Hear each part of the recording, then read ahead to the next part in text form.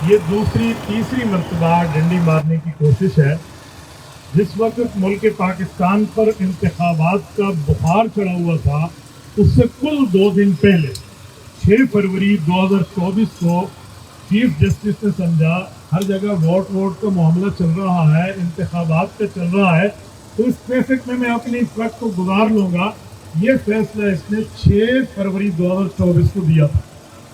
جب یہ فیصلہ آیا مسلمانان پاکستان جیسے انتخابات سے فارغ ہوئے، انہوں نے آواز اٹھائی، علماء نے اٹھائی، باقی معاملات نے اٹھی. پھر اس کو نظر ثانی پر مجبور ہونا اور نظر ثانی میں اس نے کل 3 ہفتے مانگے. وہ زیادہ سے زیادہ بھی ہوتا تو مارچ 2024 کا فیصلہ آ جاتا.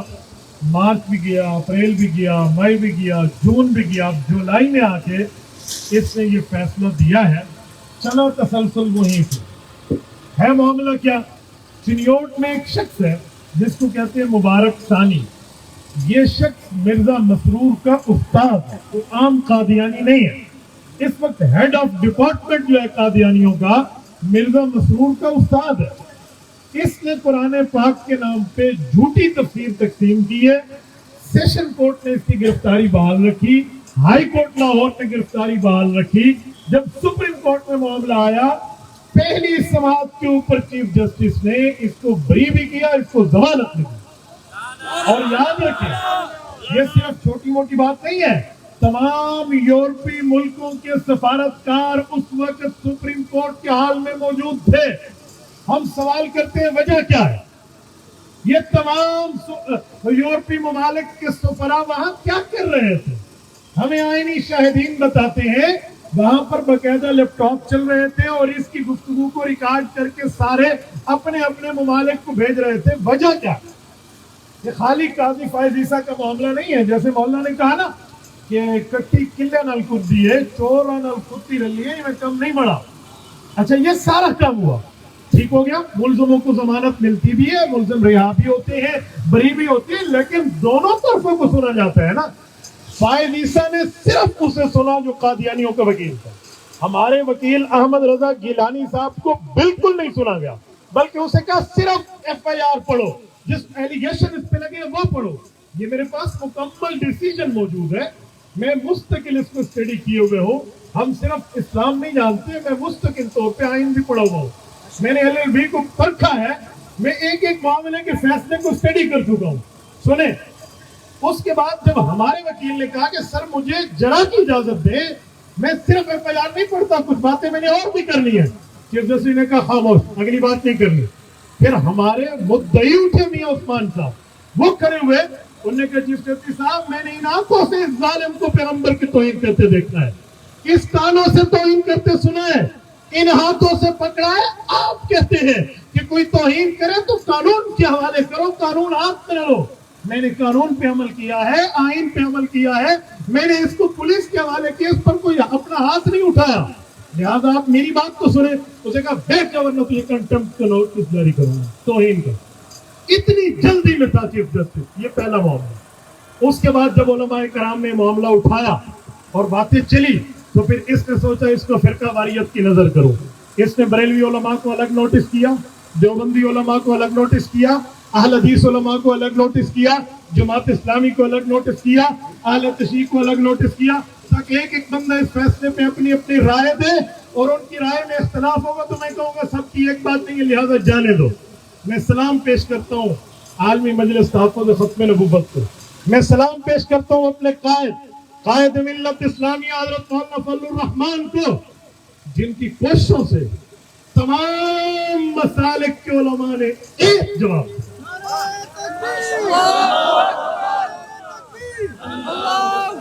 ایک جواب دیا، ایک ہی. وہی موقف بریلویوں کا، وہی دیوبندیوں کا، وہی اہل حدیث کا، سب نے ایک موقف میں جواب دیا.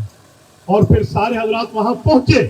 جب چیف جسٹس کی آنکھوں میں آنکھوں ڈال کے سارے ہمارے علماء اور اکابر موجود تھے، ہر مذہب اور مسلک کا نمائندہ موجود تھا، تو چیف جسٹس وہاں کہنے لگا کہ جی لکھ کر بھی ساتھ لائے ہیں یا نہیں لائے؟ انہوں نے کہا جی لکھ کر بھی لائے ہیں، واضح پوچھنا ہے تو زبانی بھی آئے. تو یہ وہاں بات نہیں کر سکتا تھا، صرف ایک آدمی کی بات سنی اور باقی کا بس لکھا ہوا ہے، ہم دیکھ لیں گے، آپ نے ہماری رہنمائی کی ہے.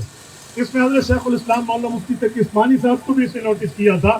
انہوں نے جواب میں ایک شک مزید بڑھائی. انہوں نے فرمایا یہ فیصلہ تو غلط ہے، تیرا فیصلہ غلط رکھنے کی روش پڑی ہوئی ہے. تو نے حافظ قرآن کے 5 نمبروں والا بھی غیر شرعی غیر آئینی فیصلہ دیا تھا، اس کو بھی دیکھ. جب یہ سب کچھ آ گیا کہ جی فیصلہ محفوظ ہو گیا، آپ نے اچھا کیا ہماری رہنمائی کر دی ہے، لہذا جواب آ جائے گا. وہ جواب اب 24 کو اناؤنس ہوا ہے، کل نہ پرسوں، اور یہ جواب میرے پاس موجود ہے. اس فیصلے کو چیف جسٹس نے نہیں، جن کارندوں نے لکھا ہے، ہمیں ان ہاتھوں کا بھی پتا ہے، ہمیں ان کی مذہب کا بھی پتا ہے، ان کے معاملات کا بھی پتا ہے. لیکن میں 1-2 چیزیں آپ کے سامنے کوشش کرتا ہوں کہ یہاں سے آپ کے سامنے رکھوں، تاکہ آپ یہاں سے اندازہ لگائیں کہ چیف جسٹس نے اس کے خلاف جو معاملہ چلا ہے اس نے کون سے بلنڈر توجہ رکھا. اس نے 50 نمبر دے کر اس فیصلے کو لکھا ہے. 42 اس کا ہمیں 7 جگہ اعتراض ہے، میں صرف ایک اعتراض پیش کر رہا ہوں. 42 نمبر کا جو پیراگراف ہے یہ میں آپ کے سامنے پڑھتا ہوں، ذرا دیکھیں. اس کی چال یہ چلی ہے کہ شروع میں ختم نبوت کی آیات لکھی، عقیدہ ختم نبوت کے بارے میں حدیث لکھی، عقیدہ ختم نبوت کے نعرے لکھے، اور رسول اللہ صلی اللہ علیہ وسلم کو آخری نبی ہونے کی بات لکھی، جس سے ہمارے ساتھیوں کو غلط فہمی ہوئی شروع میں کہ فیصلہ ہمارے حق میں ہے. ہمارے حق میں نہیں تھا. یہ 42 نمبر پہ جا کے 50 نمبر ہے، یہ بندہ ایک لفظ لکھ رہا ہے، کہتے ہیں آئینی اور قانونی دفعات عدالتی نظائر. اس تفصیل سے ثابت ہوا، پیچھے اس نے عدالتی نظائر دیے ہیں 1993 کے ظہیر الدین بنام سرکار کیس کے، اور وہ بھی غلط ہیں. ظہیر الدین بنام سرکار کا پیراگراف یہ نہیں ہے جو اس نے کوٹ کیا ہے. آپ اوریجنل پیراگراف اٹھائیں، وہاں قادیانیوں کے لیے اور ہے، اس نے یہاں ڈنڈی مار کے پیراگراف غلط ہے.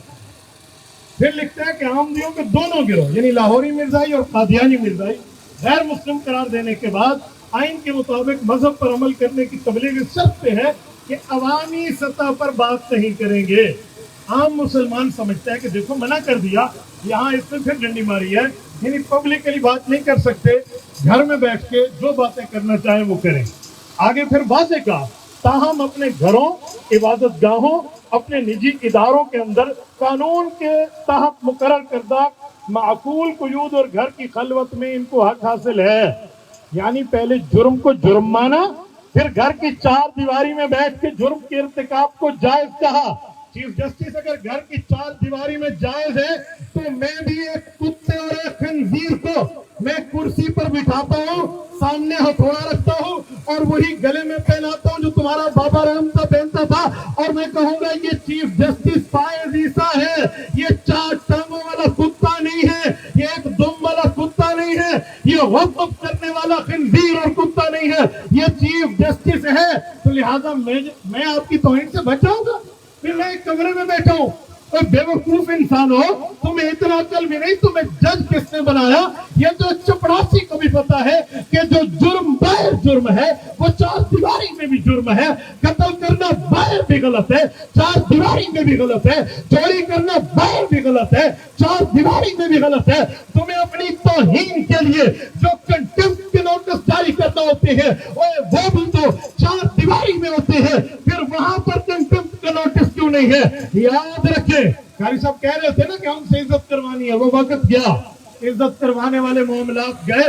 ہم واضح طور پہ کہتے ہیں عزت اس کی ہے جس نے ختم نبوت کی عزت کی ہے، عزت اس کی ہے جو صحابہ کی عزت کرے گا، عزت اس کی ہے جو اہل بیت کی عزت کرے گا، عزت اس کی ہے جو اسلام کی عزت کرے گا. جنہیں ان کی عزت قبول نہیں ہے وہ ہم سے عزت کروانے کی بات، کوئی عزت نہیں ہے. میں چیف جسٹس کے قلم کو اور اس کی ذہنیت کو، اس کی صلاحیت کو، اس کی جو ہے نا 2 نمبری کو اور اس کے فیصلے کو پاؤں کی جوتی کی نوک پر چیف جسٹس موت اخیر پیتے یہ کنٹمپٹ لیول ہے. ہمیں اس پر کوئی سروکار نہیں ہے. ہمارا اعلان ہے کہ ہم نبوت کے معاملات پہلے دیکھیں گے، دین کا معاملہ پہلے دیکھیں گے، باقی معاملات بعد میں دیکھیں گے. اور ساتھیوں میں ایک بات مزید آپ کو سمجھانے کے لیے کہنے لگا ہوں، توجہ رکھنا. یہ فیصلہ آ گیا، اس فیصلے کے بعد میڈیا کے زر خرید ان کے غلام بیٹھے ہیں. چیف جسٹس نے آیات ختم نبوت لکھی ہے، ختم نبوت کی حدیث لکھی ہے، فلاں لکھا ہے، فلاں لکھا ہے. بھئی سب کچھ لکھ کے بھی اس نے آخر میں بے غیرتی کی ہے، وہ کہاں جائے گی؟ یاد رکھیں، میں ایک جملہ کہتا ہوں، چیف جسٹس اپنی شکل تبدیل کرا سکتا ہے، نسل تبدیل کرا سکتا ہے، बाप को तब्दील कर सकता है, खत्म नबूवत का कानून नहीं तब्दील किया जाएगा इंशाअल्लाह। और जितने हजरात आप ठहरे हैं, हमारी क़यादत फैसला कर रही है, ये तहरीक का पहला हिस्सा है। हमें अगर जाना पड़ा सुप्रीम कोर्ट के घिराव करने के लिए, चलोगे? जितने हजरात बैठे सुप्रीम कोर्ट के घिराव काट रहा है, आप चलोगे? उलमा की तरफ से चीफ जस्टिस के घिराव काट रहा है, चलोगे? हुक्मरानों, ये मामला देख लो, ये मामला देख लो, ये मामला संभाला नहीं जाएगा, याद रखो। इसकी कबर पे भी इंशाल्लाह जूते पड़ेंगे तो भी जिंदा बैठे हैं, ठीक है? तो इसके लिए हमें जहां तक हमारे अकाबिर कहेंगे इंशाअल्लाह ताला हम चलेंगे, और इस पर नो कंप्रोमाइज, किसी किस्म का कोई ढीलापन नहीं लिया जाएगा। जज़ाकुमुल्लाहु ताला व आखिरु दावाना अनिल हम्दुलिल्लाहि रब्बिल आलमीन। एक मसला सुन लें,